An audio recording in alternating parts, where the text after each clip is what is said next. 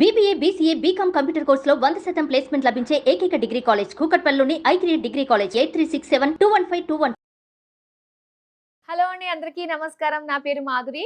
Present మనతో పాటు ఉన్నారు life coach, motivational speaker, astrologer Hariraghupriya గారు. నమస్కారం అమ్మా. నమస్తేనండి మాధురి. ఇంటి వాస్తుకు సంబంధించి కావచ్చు, లేదంటే బాగుంటుంది, ఆహ్లాదకరంగా కనిపిస్తుంది అన్నట్టు కావచ్చు, చాలా మంది ఇంట్లో ఫిష్ అక్వేరియంస్ పెట్టుకుంటూ ఉంటారు. అలానే తాబేలు, ఒకప్పుడైతే తాబేలు బొమ్మలు లాంటివి కూడా తెచ్చుకునేవారు, రాగిలోని తాబేలు ఉన్నట్టుగా లాగా. కానీ కొంతమంది నిజంగా తాబేలు కూడా పెంచుకుంటూ ఉన్నారు.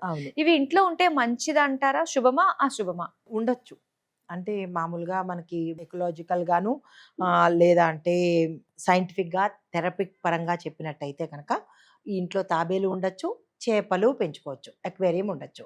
అయితే వాటిని పెట్టిన స్థానాన్ని బట్టి మనకి అవి మంచి ఇస్తాయా చెడిస్తాయా అనేది కూడా ఒక అంశం పరిశీలించాలి.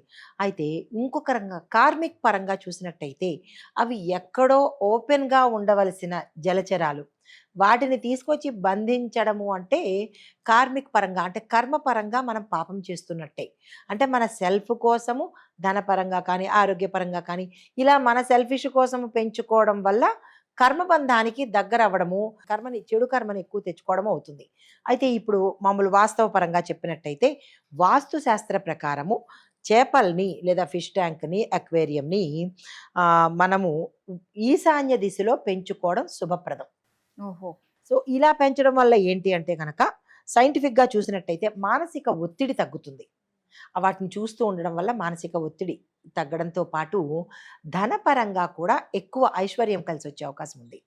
తర్వాత దీంతో పాటు అందులో పెంచవలసిన ఫిషెస్ కూడా ఏదో కనపడింది అంటే కాకుండా gold fish, Angel fish, Molli fish, ఈ మూడింటిని కనుక పెంచినట్టయితే మానసికంగా బలంతో పాటు ఐశ్వర్యం కలిసి వస్తుంది. ఎవరైతే పెంచుతున్నారో ఈ పేర్లు తెలుసుకుని ఆ రకంగా కొత్తగా పెంచేవాళ్ళు ఈ పేర్లు తెలుసుకుని పెంచండి. అయితే దీనిలో మొత్తం 15 రకాల చేపలు అందులో ఉండాలట. 14+1 14 ఈ రకరకాల చేపలైతే ఒకటి బ్లాక్ ఫిష్ కంపల్సరీ అందులో ఉండాలి. ఓకే, బ్లాక్ కలర్ ఉండాలి. ఎందుకంటే నెగిటివిటీని తీసేస్తుంది, మన ఇంట్లో ఉన్న నెగిటివిటీని తీసేందుకు బ్లాక్ ఫిష్ కంపల్సరీ ఉండాలి. దృష్టి దోషం నివారణ కోసము, చెడు ప్రయోగాలు ఏదైనా జరిగితే మనకి తెలియదు కదా, మనం బయటికి వెళ్ళినప్పుడు తెచ్చుకుంటూ ఉంటాము, లేదా మన ఇల్లు చూసినప్పుడు కూడా చెడు జరిగే అవకాశాలు ఉంటుంటాయి. అలాంటప్పుడు దాన్ని నివారించడం కోసము ఎన్ని చేపలు వేసుకున్నా ఒకటి మాత్రం బ్లాక్ వేసుకోవాలి. తర్వాత ఇంట్లో ఎక్వేరియం ఉంచడం ద్వారా రిలాక్సేషన్ ఎఫెక్ట్ వస్తుంది.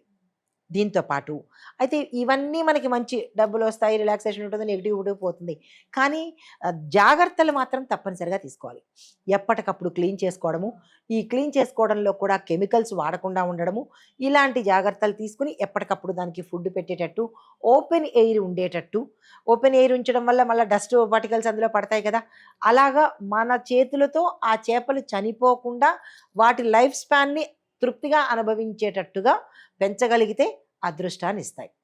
తర్వాత మనకి తాబేళ్లు పెట్టడము, తాబేళ్ళు అనేది విష్ణుమూర్తి అవతారము, చేపలు మత్స్యావతారమే, ఇది కూర్మావతారమే, రెండు విష్ణుమూర్తికి సంబంధించినవే. పెట్టడం వల్ల దోషమైతే లేదు. కానీ ఎక్కడ పెట్టాలి అంటే కనుక దీన్ని కూడా మనము ఈశాన్య దిక్కు, తూర్పు ఉత్తరానికి మధ్యలో ఏర్పాటు చేసుకోవాలి. తర్వాత ఇది ఉండడం వల్ల మనకు వచ్చేది ఏంటి అంటే కనుక ధనప్రాప్తి వస్తుంది, స్థిరత్వం ఉంటుంది, ఆయుష్ పెరుగుతుంది. చేపలో ఓన్లీ ధనము, దృష్టి దోషణ ఇవే పోతాయి. కానీ ఈ తాబేల్ని పెంచడం వల్ల ఆయుష్ పెరుగుతుంది, స్థిరత్వం ఏర్పడుతుంది, ధనం వస్తుంది. దీంతో పాటు భద్రత అనేది, అంటే ఒక సెక్యూర్డ్ లైఫ్ ఉంటుందన్నమాట.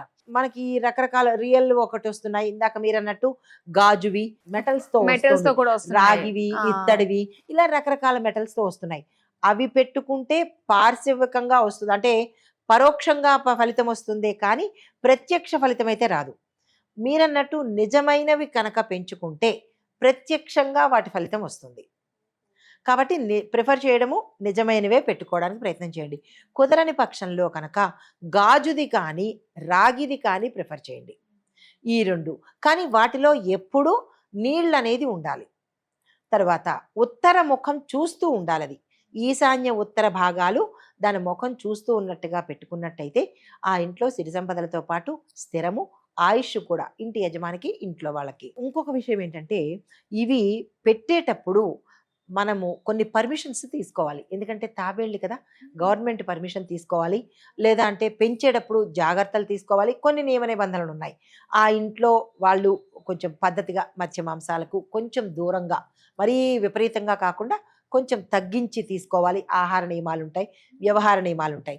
ఇవి పాటించుకుని, తాబేళ్లకు మాత్రమే, చేపలకి అవి లేదు. తర్వాత వాస్తు తాబేళ్ళు అని చాలామంది మనం ఈ మధ్య చాలా ఎక్కువగా వదరగొట్టేస్తున్నారు. ఆ వాస్తు తాబేళ్ళు కూడా ఉన్నాయి. ఎటువంటి తాబేళ్ళు తీసుకున్నా ఉత్తర ఈశాన్య మూలలను మాత్రమే పెట్టాలి. దాంతోపాటుగా ఇది ఏంటంటే ఇవి ధర్మబద్ధంగా చెప్పాలంటే ఇంట్లో జలచరాలను పెట్టుకోకపోవడమే మంచిది. కానీ పెట్టుకుంటాము అని అంటే కనుక ఈ నియమ నిబంధనలన్నీ పాటించుకుని పెట్టుకున్నట్టయితే కొంతవరకు మనకి ఫలితాలు ఇస్తుంది. తాబేలు విషయంలో ప్రత్యక్షంగా పెట్టుకోవడమే మంచిది. పర్మిషన్స్ అన్ని తీసుకుని నియమ నిబంధనలన్నీ పాటించుకుని పెట్టుకుంటే డైరెక్ట్ ఫలితం వస్తుంది. ఇంకా మిగతావన్నీ చెప్పినట్టుగా పరోక్ష ఫలితాలు వస్తాయన్నమాట. కొంతమంది ఇళ్లలో ఏంటంటే ఏమో పెట్టుకుందాం అని అనుకుంటారు, కానీ అటు తాబేలు కొంచెం నాకు తెలిసిన వాళ్ళ ఇళ్ళలోనే అనమాట. తాబేలు 2 తాబేలు తెచ్చుకున్నారు, ఒకటి చనిపోయింది. అంటే ఇంకొకరు చేపలు పెంచుకున్నారు, చేపలు కూడా పెట్టంగానే చనిపోతూ ఉన్నాయి. అంటే ఏంటంటారు? అది నెగిటివిటీ ఉన్నట్టు, ఆ ఇంట్లో వాళ్ళకి అది అచ్చుబడి లేనట్టు, అంటే సంప్రదాయం కాదు. కాబట్టి ఒకసారి మన ఇంట్లో ఇలాంటివి ఏవైనా జరిగినప్పుడైతే కనుక, ఫ్రీక్వెంట్గా జరుగుతున్నా, 1-2 సార్లు జరుగుతున్నా, లేదా తెచ్చిన వెంటనే జరుగుతున్నా, అదేదో మనకి ఇంటికి కీడు సంభవిస్తోంది అని తెలుసుకుని ఇక పెంచకపోవడమే మంచిది. పెట్ యానిమల్స్ కూడా మీరు చూసే ఉంటారు, తాబేళ్ళు, కుక్కలు అవి పెంచుకుంటూ ఉంటారు కదా.